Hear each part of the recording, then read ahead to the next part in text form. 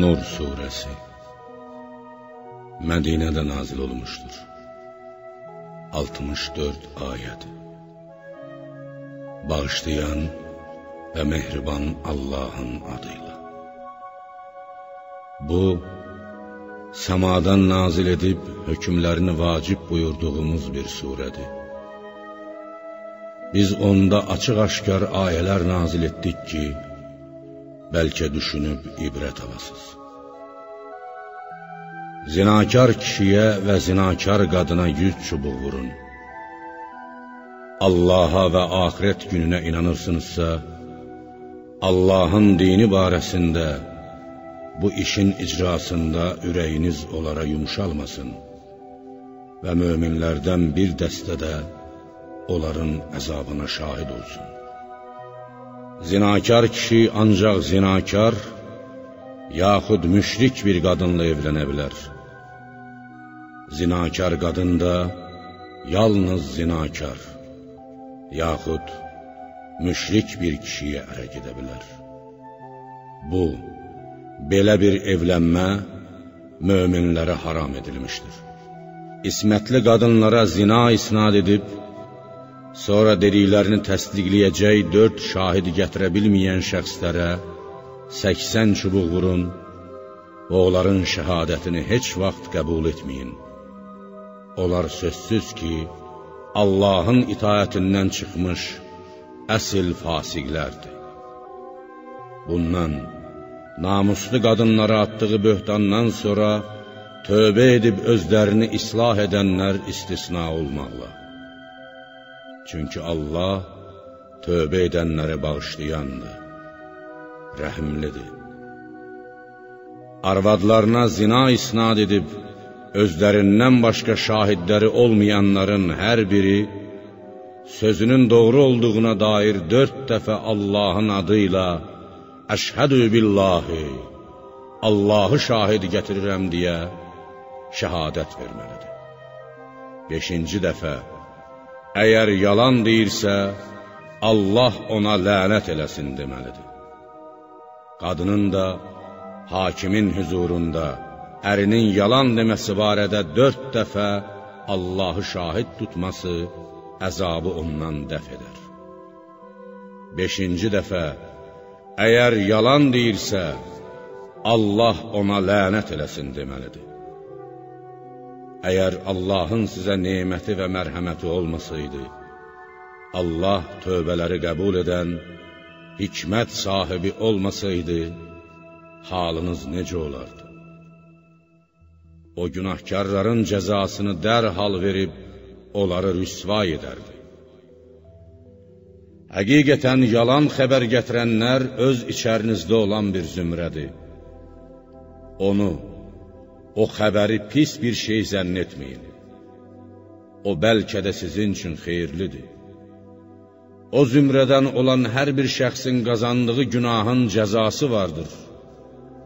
Onlardan günahın böyüyünü öz üstünə götürəni isə, qiyamət günü çox böyük, şiddətli bir əzab gözləyir. Məyər o yalan söz eşitdiyiniz zaman, mömin kişilər və qadınlar öz ürəklərində, özləri haqqında yaxşı fikirdə olduqları kimi, dostlarının da əhli əyalı barəsində yaxşı fikirdə olub, bu açıq aydın bir böhtandır deməli deyildilərmi? Bu kimi iftira yaxanlar, nə üçün özlərinin doğru olduqlarını təsdiq edəcək 4 şahid gətirmədilər? Madam ki, şahid gətirmədilər, deməli onlar Allah yanında əsl yalancıdırlar. Əgər Allahın dünyada və axirətdə sizə neməti və mərhəməti olmasaydı, o yalan sözünüzə görə sizə şiddətli bir əzab toxunardı. O zaman ki siz münafiqlərin yaydığı yalanı dilinizə gətirir, bilmədiyiniz sözü ağzınıza alır və onu yüngül, asan, insana günah gətirməyən bir şey sanırdınız. Halbuki bu, Allah yanında çox böyük günahdır. Məyər siz onu eşitdiyiniz zaman, bizə bunu, bu yalanı danışmaq yaraşmaz, aman Allah, bu çox böyük bir böhtandır deməli deyildinizmi? Allah sizə öyüd nəsihət verir ki, əgər möminsinizsə, bir daha belə şeylər etməyəsiniz. Və Allah sizin üçün ayələrini belə ətraflı, açıq-aydın izah edir. Allah hər şeyi biləndir, hikmət sahibidir. Möminlər arasında onları nüfuzdan, hörmətdən salmaq məqsədi ilə pis söz yaymaq istəyənləri dünyada və axirətdə şiddətli bir əzab gözləyir. Hamının əməlini, yayılan şayələrin, atılan böhtanların doğru olub olmadığını ancaq Allah bilir. Siz bilməzsiniz. Əgər Allahın sizə neməti və mərhəməti olmasaydı, Allah şəfqətli, rəhimli olmasaydı, halınız necə olardı? Dediyiniz yalanlara, yaxdığınız iftiralara görə sizi dərhal məhv edərdi. Ey iman gətirənlər! Şeytanın yolunu tutub getməyin. Kim şeytanın getdiyi yolla getsə, o insanlara çirkin, pis işlər görməyi, zina etməyi, yalan danışmağı, özgələrə böhtan atmağı əmr edər. Əgər Allahın sizə neməti və mərhəməti olmasaydı, sizdən heç kəs, heç vaxt günahdan pak olmazdı. Lakin Allah dilədiyini günahdan pak edər. Allah hər şeyi eşidəndir, biləndir. Aranızda olan fəzilət və sərvət sahibləri, qohum-əqrəbaya, miskinlərə və Allah yolunda hicrət edənlərə heç bir şey verməyəcəklərini and içməsinlər. Onları əhv edib, cəzalandırmaqdan vaz keçsinlər. Məyər siz bu yaxşılıq müqabilində Allahın sizi, günahlarınızı bağışlamağını istəmirsiniz? Allah bəndələrini bağışlayandır, rəhm edəndir. Zinadan xəbəri olmayan namuslu, ismətli mömin qadınları zinada ittiham edənlər dünyada və axirətdə lənətə düçar olarlar. Onları qiyamət günü çox böyük bir əzab gözləyir. Qiyamət günü onlar dünyada qazandıqları günahlarını dandıqda dilləri, əlləri və ayaqları etdikləri əməllər barəsində onların əleyhinə şəhadət verəcəkdir. O gün Allah onların cəzasını layiqincə verəcək və onlar Allahın onlara verdiyi vədin açıq-aşkar bir haqq olduğunu biləcəklər. Murdar qadınlar murdar kişilərə, murdar kişilər isə murdar qadınlara, eləcə də təmiz qadınlar təmiz kişilərə, təmiz kişilər də təmiz qadınlara layiqdilər. Bu kimi pak adamlar onların, münafiqlərin dediklərindən, yalan, pis sözlərdən uzaqdılar. Onları günahlardan bağışlanma və cənnətdə tükənməz, minnətsiz ruzi gözləyir. Ey iman gətirənlər! Başqalarının evlərinə, sizin olmayan evlərə sahiblərindən icazə almadan və onlara salam vermədən girməyin. Bu, ədəb-ərkan baxımından sizin üçün daha yaxşıdır.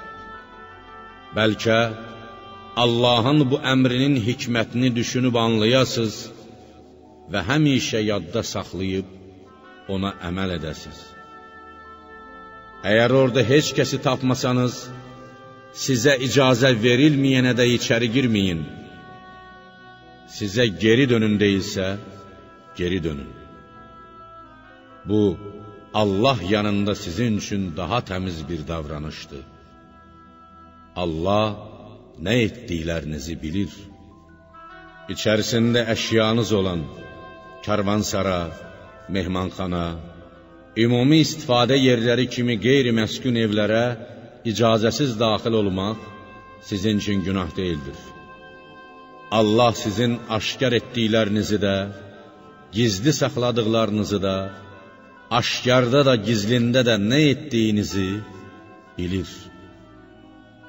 Ya Muhammed, mömin kişilərə de ki, gözlərini haram edilmiş şeylərdən çevirsinlər, naməhrəmə baxmasınlar, ayıb yerlərini zinadan qorusunlar və ya örtülü saxlasınlar. Bu onlar üçün ədəb-ərkan, təmizlik baxımından daha yaxşıdır. Şübhəsiz ki, Allah onların nə etdiklərindən xəbərdardır. Mömin qadınlara de ki, gözlərini haram buyurulmuş şeylərdən çevirsinlər, naməhrəmə baxmasınlar, ayıb yerlərini zinadan qorusunlar və ya örtülü saxlasınlar. Öz-özlüyündə görünən əl, üz istisna olmaqla zinətlərini, zinət yerləri olan boyun, boğaz, qol, ayaq və s. naməhrəmə göstərməsinlər. Baş örtüklərini yaxalarının üstünə çəksinlər, boyunları və sinələri görünməsin. Zinət yerlərini ərlərindən, yaxud öz atalarından, yaxud ərlərinin atalarından, qaynatalarından, yaxud öz oğullarından, yaxud ərlərinin oğullarından, yaxud öz qardaşlarından, yaxud qardaşlarının oğullarından, yaxud bacılarının oğullarından, yaxud öz müsəlman qadınlarından, yaxud sahib olduqları müşrik cariyələrdən, yaxud kişiliyi qalmamış, onlarla birlikdə yemək yeyən xidmətçilərdən, yaxud qadınların məhrəm yerlərini hələ anlamayan uşaqlardan başqasına göstərməsinlər. Gizlətdikləri bəzək şeylərini, xalxallarını göstərmək üçün ayaqlarını yerə və ya bir-birinə vurmasınlar. Ey möminlər! Hamınız Allaha tövbə edin ki, nicat tapasız. Ey möminlər! Aranızda olan subay kişiləri və ərsiz qadınları, əməli salih yaxud evlənməyə qabil kölə və cariyələrinizi evləndirin.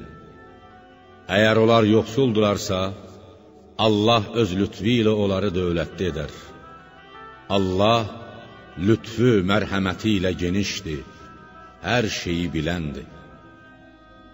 Evlənməyə qüvvəsi çatmayanlar, maddi imkanı olmayanlar, Allah öz lütfü ilə onlara dövlət verənə qədər iffətlərini qoruyub, özlərini zinadan saxlasınlar.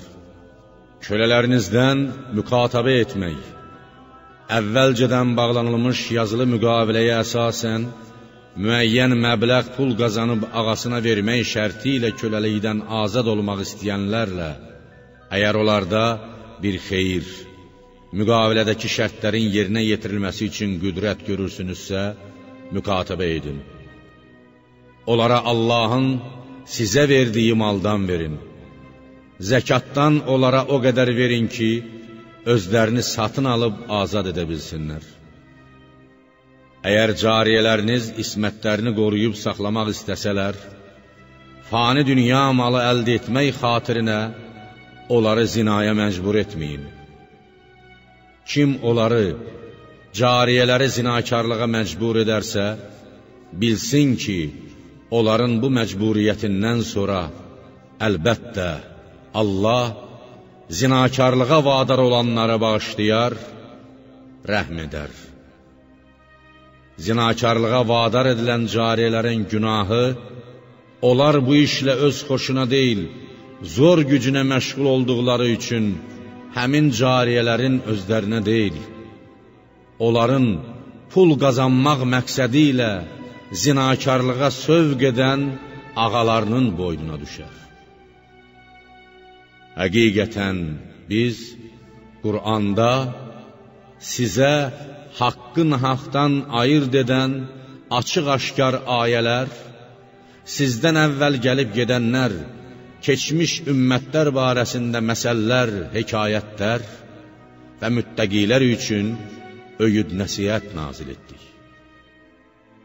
Allah göylərin və yerin nurudur.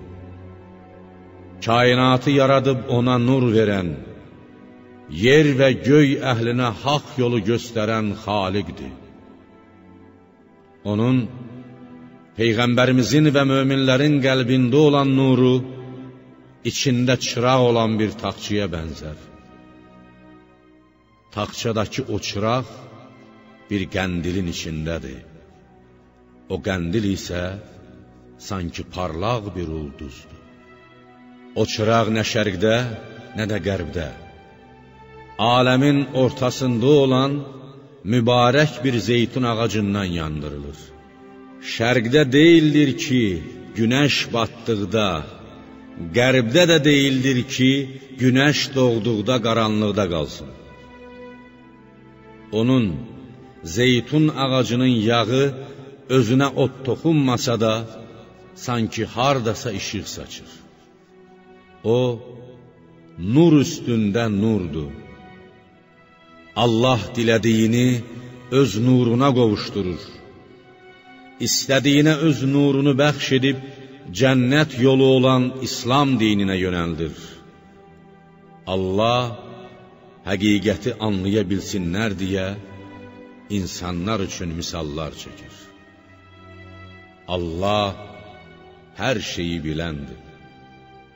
Həmin taxça və çıraq, Allahın tikilib ucaldılmasına və öz adının zikr edilməsinə izin verdiyi o evlərdədir, o məscidlərdədir ki, orada səhər axşam onu təqdis edib, şəninə təriflər deyərlər. O kəslər ki, nə ticarət, nə alış-veriş, onları Allahı zikr etməkdən, namaz qılmaqdan və zəkat verməkdən yayındırmaz.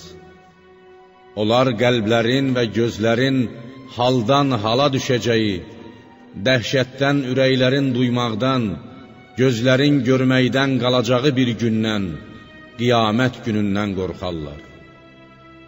Onların vaxtında lazımınca ibadət etmələri, Allahdan qorxub pislikdən çəkinmələri ona görədir ki, Allah onlara etdikləri əməllərin ən gözəl mükafatını, yaxud gördükləri ən yaxşı işlərin əvəzini versin.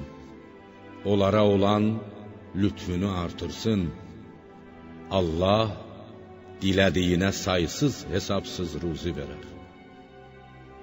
Allahın vəhdaniyyətini danan, Qur'anı yalan hesab edən kafirlərin əməlləri, uçsuz-bucaqsız səhradakı ilğama bənzər ki, susuzluqdan ürəyi yanan onu su bilər.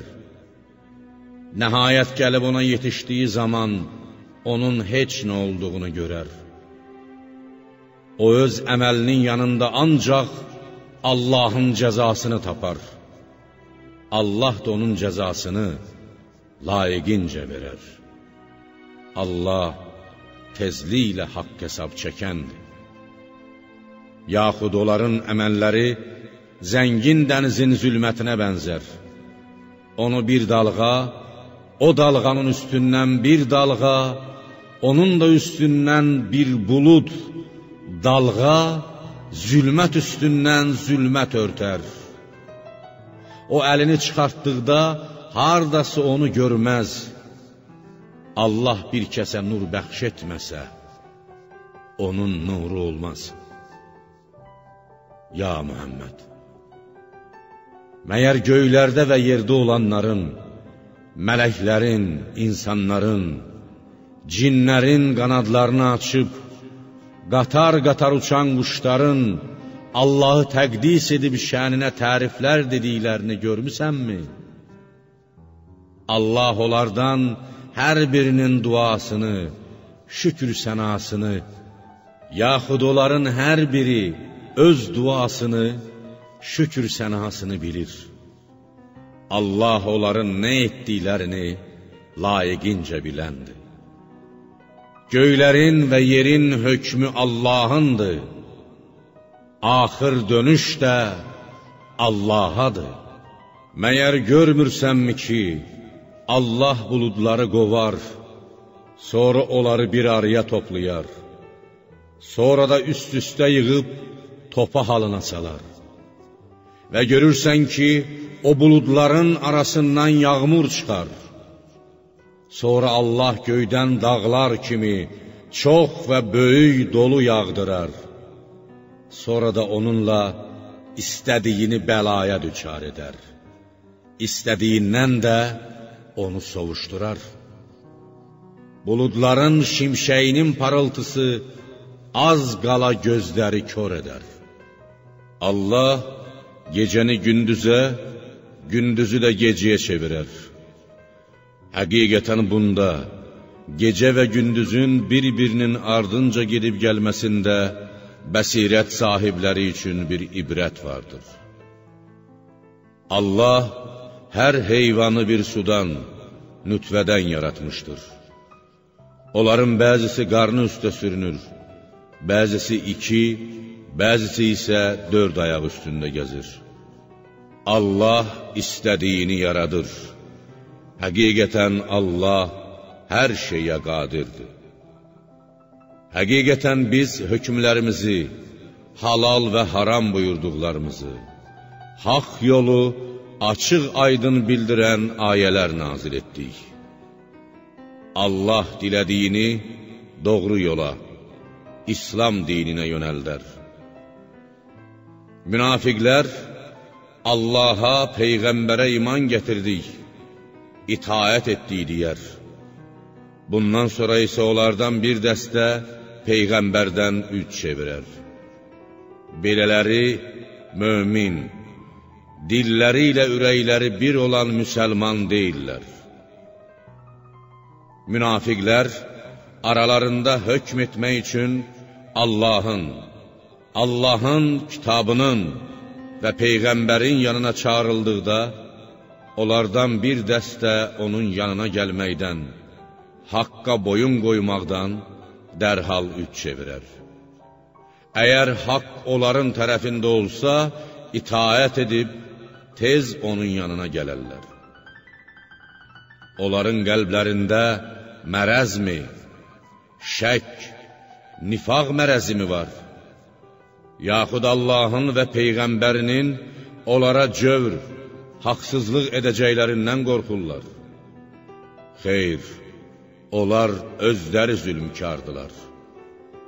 Allaha asi olmaqla özləri özlərinə zülm edirlər.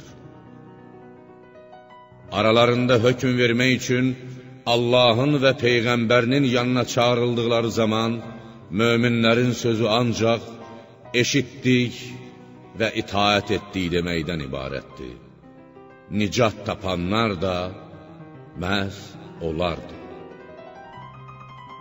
Allaha və onun Peyğəmbərinə itaət edənlər, Allahdan qorxub çəkinənlər, məhz belələri uğura çatanlardır.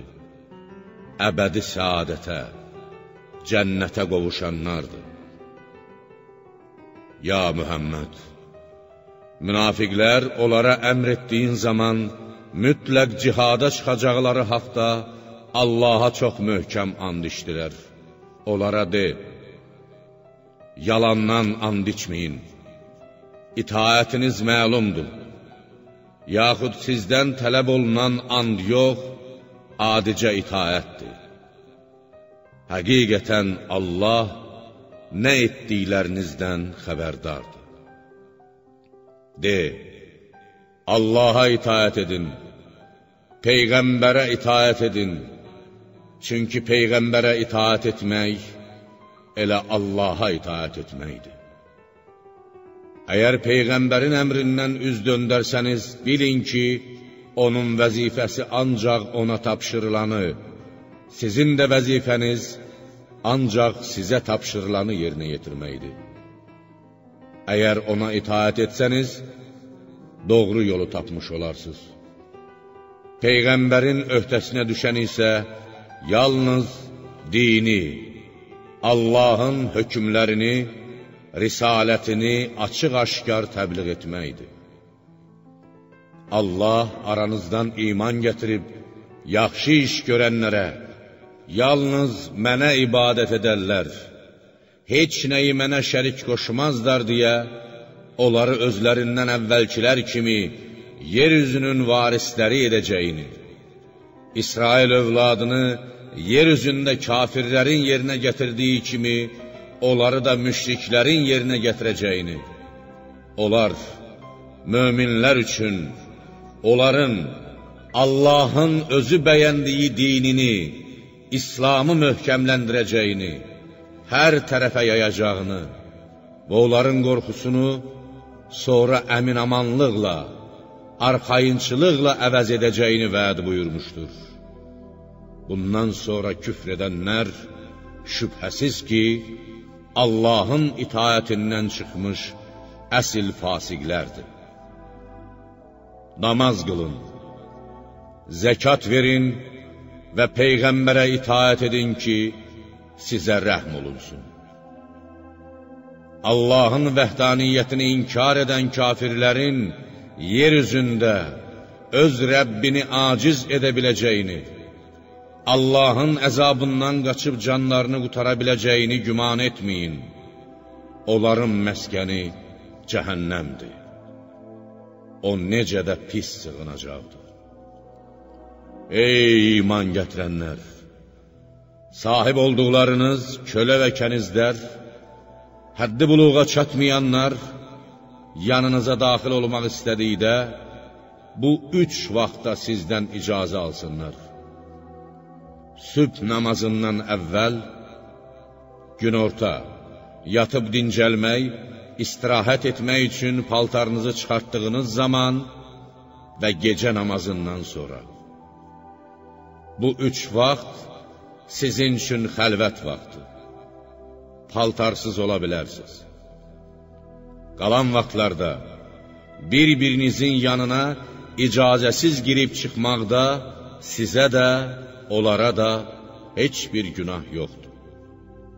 Allah ayələri sizə belə izah edir. Allah hər şeyi biləndir, hikmət sahibidir. Sizdən olan uşaqlar da həddi buluğa çatanda, yanınıza daxil olmaq istədikləri zaman, özlərindən əvvəlkilər kimi izn istəsinlər. Allah öz ayələrini sizə belə izah edir. Allah hər şeyi biləndir, hikmət sahibidir. Heyzdən və doğuşdan kəsildikləri üçün ərə getməyə ümidi qalmayan yaşlı qadınların qadağan olunmuş zinətlərini, zinət yerlərini naməhrəmə göstərmədən üst paltarını, çarşab, niqab, bürüncək və s. çıxarmasında günah yoxdur. Bununla belə, həmin geyimləri soyunmaqdan çəkinmələri onlar üçün daha yaxşıdır. Allah hər şeyi eşidəndir, biləndir. Kora, çolağa, xəstliyə, başqaları ilə bir yerdə oturub yemək yeməkdə günah yoxdur. Sizin özünüzə də, öz evlərinizdə, yaxud atalarınızın evlərində, yaxud analarınızın evlərində, yaxud qardaşlarınızın evlərində, yaxud bacılarınızın evlərində, yaxud əmilərinizin evlərində, yaxud bibilərinizin evlərində, yaxud dayılarınızın evlərində, yaxud xalalarınızın evlərində, yaxud açarları əllərinizdə olan, səlahiyyətiniz çatan evlərdə, yaxud dostlarınızın evlərində yemək yeməkdən heç bir günah gəlməz. Bir yerdə, yaxud ayrı-ayrılıqda yeməyinizdə də heç bir günah yoxdur.